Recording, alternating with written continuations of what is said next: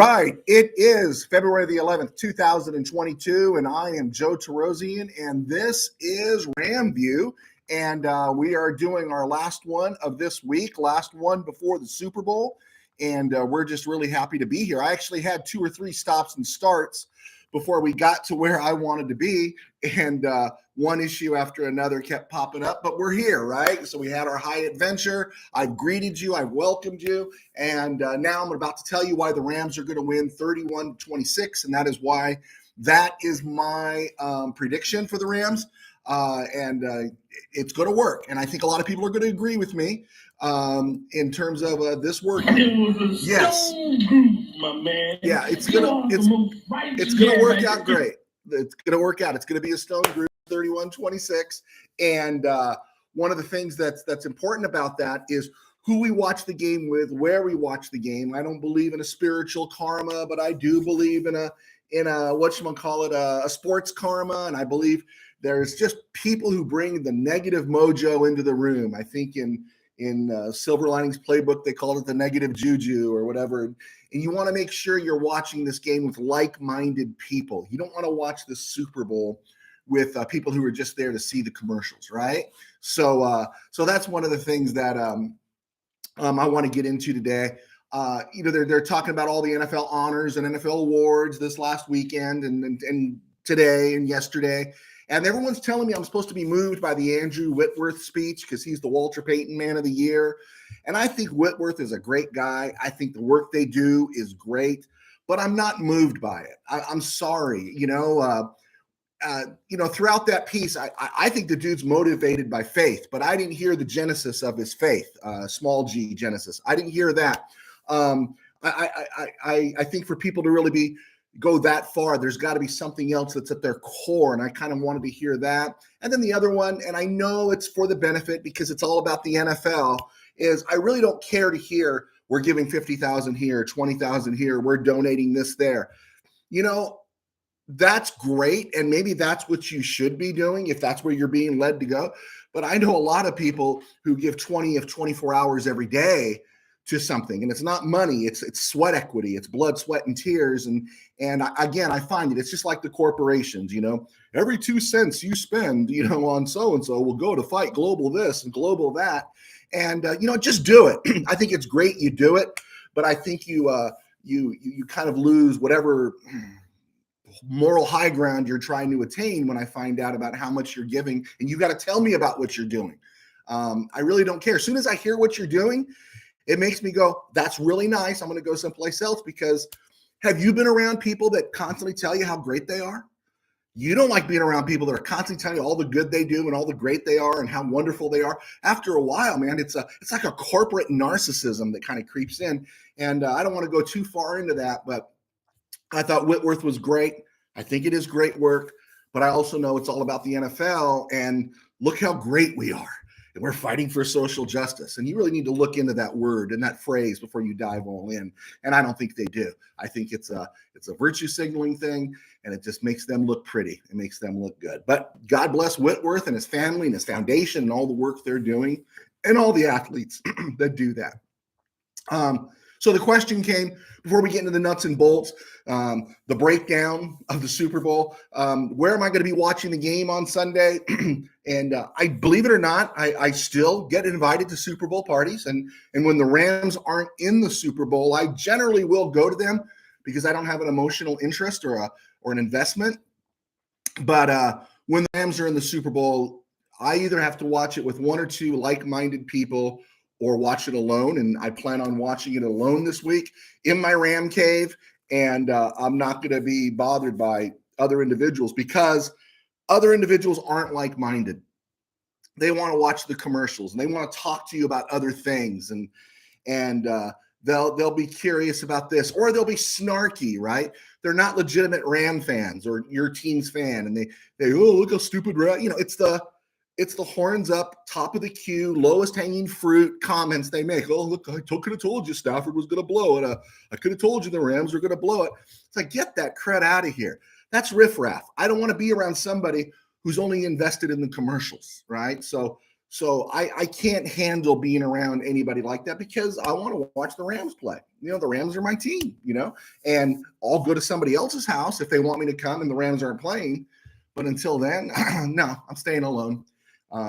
And I'm not inviting any of you over. I'll rap with you online. But the other aspect of it is, I do need my space and I need my distance. And honestly, even if I had tickets to the Super Bowl, unless I was in the press box and back in the press box again and had some preferred parking, I wouldn't want to go. The best seat in SoCal is the Ram Cave for me, my place of business. And that's where I would want to watch the game. I'm not into the whole experience. I don't want to be arm to arm with everybody and high-fiving strangers. And that's cool, I guess. I'd like to see SoFi someday, but I don't need to be at SoFi to really be into this Rams game. So anyway, that's kind of where I'm at. Also, the thing, I really don't want to see a good game. I don't want to see a good game. That's something I've put out before, that seeing a good game is no fun, no bueno. An excellent game to me, of course, is the Rams winning. A great game is the Rams winning 56-0. I don't want to see a Rams win by a 31-28 score and have to be holding my breath whether or not Matt Gay is going to make the 45-yard field goal to win it. That's not a good game to me. I'll take it, I'll appreciate it, and rub it in the face of Cowboy fans. But 31-28 to me, even if the Rams win, is not a great game. It's a coronary, okay? It's a coronary. It's something that I don't want to have to live with or deal with. And so yeah, that's where I am on that. I want to see a blowout. Getting into the nuts and bolts of why I think the Rams are going to win is let's boil it down. I've hit on it all week. The Rams are going to need to run the ball. I want them to run the ball. They can run the ball. They should be able to run the ball. The Bengals safeties are the best part of their defense. And we need to get them to start creeping up to stop the run. Outside of Trey Hendrickson on the edge there, rushing the quarterback, they're the best part of the Bengals defense. And I think it's Bell and Bates.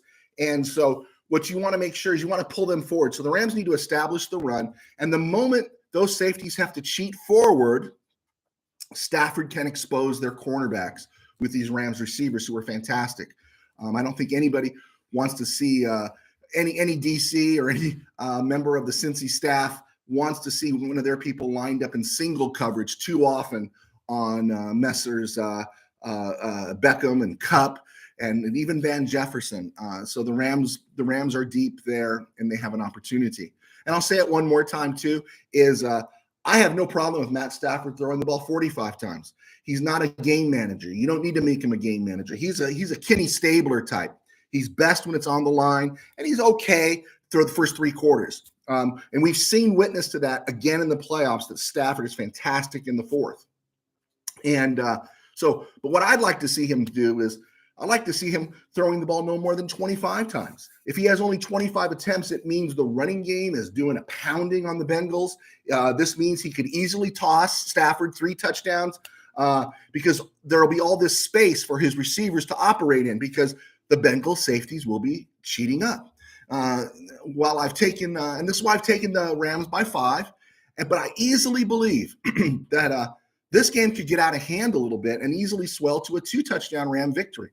I see that as a possibility. Do I think the Bengals have a shot? Of course they have a shot. Joe Burrow is special. I think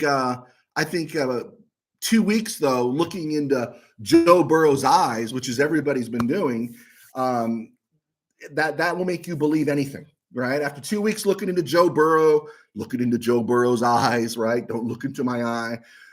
You can convince yourself that the Bengals are going to win this game. And like I said, since he has a shot, but there's a lot of trends picking them to win. And I think it's a result is that the break between the conference title games and the Super Bowl is 2 weeks. So they're over-evaluating.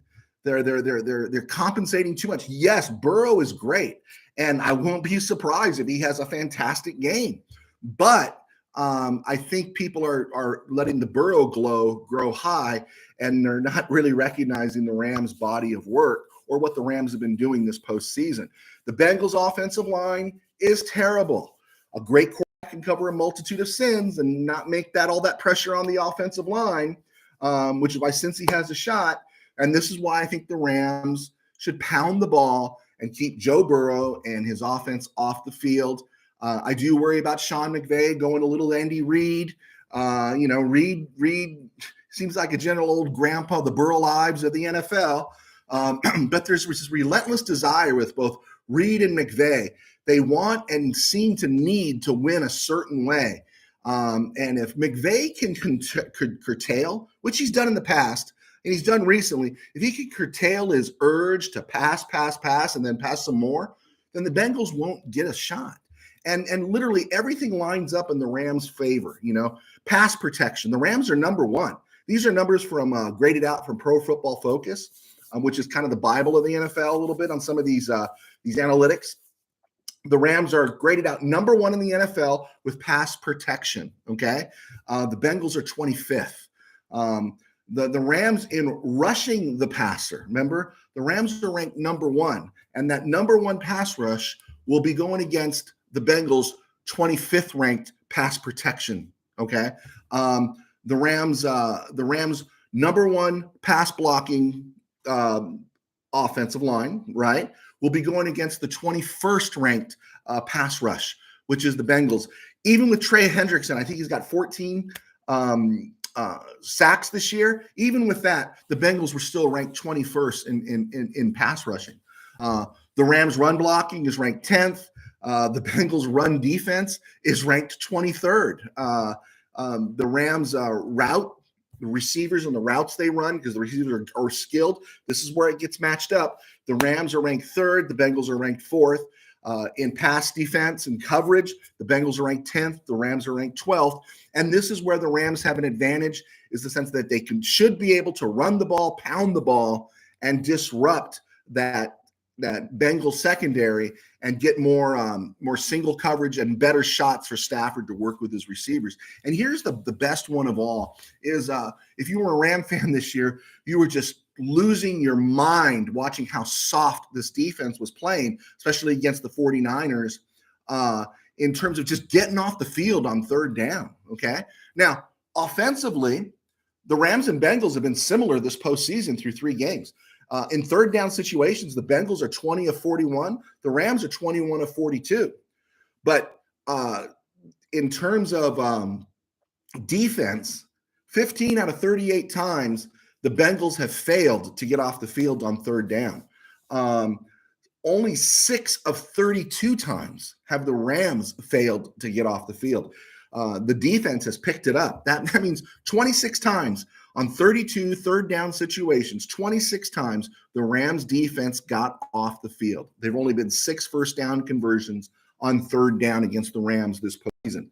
Since he played Derek Carr, Ryan Tannehill, and Patrick Mahomes, the Rams played Kyler Murray, Tom Brady, and Jimmy G. And you could say Jimmy G, but let's just remember what the 49ers have done to the Rams the last 3 years and what they did to them twice this year before losing in the playoffs. A couple other things to look at here. The Rams lost 5 times in the regular season. They lost to Tennessee, San Francisco twice, Arizona, Green Bay, all playoff teams. But they redeemed 3 of those losses by beating the 49ers and Cardinals in the postseason. So that was pretty good. The Bengals lost 7 times in the regular season. They lost to Chicago, Green Bay, the Jets, Cleveland twice, the Chargers, and San Francisco. Only the Packers and the 49ers made the playoffs. I posted in Ram Cave, which is going to be posted on some of the other sites a little bit later today, but it's already on my website, joetarosian.com. I gave a list of common opponents: Chicago, Minnesota, Jacksonville, Green Bay, Detroit, Baltimore, Tennessee, San Francisco, who the Rams have played, and the Cardinals and the Bengals have played common opponents. The Rams are 6-4 against the common opponents. The Bengals are 7-2. And now I'm going to give some cosmic caffeinated nerddom that comes from a little bit too much caffeine and being a Ram fan, okay? The Rams, did you know, have never allowed a touchdown in the first quarter of any Super Bowl that they've played in. They've been in 4 Super Bowls, and they've never allowed a touchdown. In fact, the Rams in 4 Super Bowls, that means 4 first quarters played, they've only allowed 3 points overall. Matt Barr, 41-yard field goal for the Steelers in Super Bowl 14 was the only points the Rams ever allowed in the first quarter of a Super Bowl. And so that's pretty neat. And then also, here's another thing to think about is in 2 Super Bowl appearances, against San Francisco in 81 and 88 or 82, 89, in 2 Super Bowl appearances against San Francisco, Cincy has not scored a point in the first quarter in any of the Super Bowls they've been in. In fact, they've never even scored a touchdown in the first halves of any of the Super Bowls they've been in. They've got a grand total of 3 points in the first 2 quarters of both Super Bowls they've been in.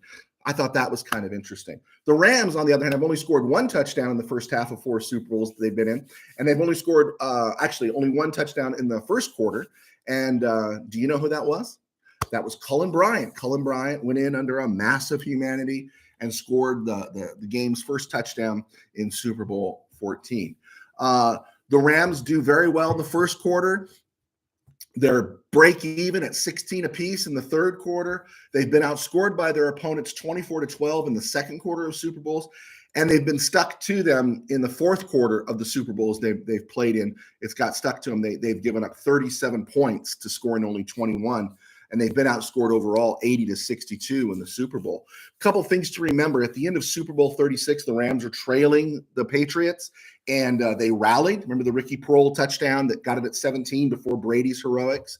But by and large, the Rams are the ones that are usually holding on for dear life at the end of their Super Bowl appearances. In Super Bowl 53, a 3-3 game suddenly turned into a 13-3 game when the Patriots scored 10 points in the final quarter. In Super Bowl 34, you remember at the start of the fourth quarter, the Rams were up 16-0, and it was a furious Titan rally that sparked a fourth quarter comeback there that, thank goodness for Mike Jones. And then, of course, in the last stanza of Super Bowl 14, things fell apart for the Rams against Pittsburgh, but we won't mention Eddie Brown. And that's all I wanted to get across today. That was just some of the stuff I wanted to get out. I do like the Rams, again, 31-26. I could see it playing out to where something takes place to where they score late and they're up, and the Bengals score late and they go for 2 and they miss the 2-point conversion. I could see those things happening. The thing that scares me a little bit for the Rams case is poor tackling. That to me is the biggest struggle I think that they have on defense. And oh wow, they're trying to tell me it's time to go. Okay, well, all right, I'll get out of here. And but keep an eye on the Rams in terms of tackling. That's the huge thing, and making sure that McVay doesn't get too pass happy. Now, if they're pounding the ball and they get inside the 25, yeah, of course, expect them to pass. But I'd really love to see them take some time off the clock, frustrate Joe Burrow, and go from there. All right, so I'm Joe Tarosian, and you could follow me on Twitter at JoeT13B, and you could also use that same handle to follow me on Instagram, JoeTarosian.com, where Ram Cave is posted. FanView every Monday, Ram Cave every Friday. Links to this show. Hit like, subscribe, leave me a comment. I promise you I'll respond, and we'll go from there. Also, I am the author of Tangent Dreams, a high school football novel. Came out several years ago. If you're interested, take a look at it. It's found on Amazon along with some of my other work. And this is the beginning, as we intend to morph this show into a podcast and go from there. Hey, I'm always looking for a producer. Okay, folks, thanks for everything. Thanks for clicking on, and we will talk to you soon. Go Rams.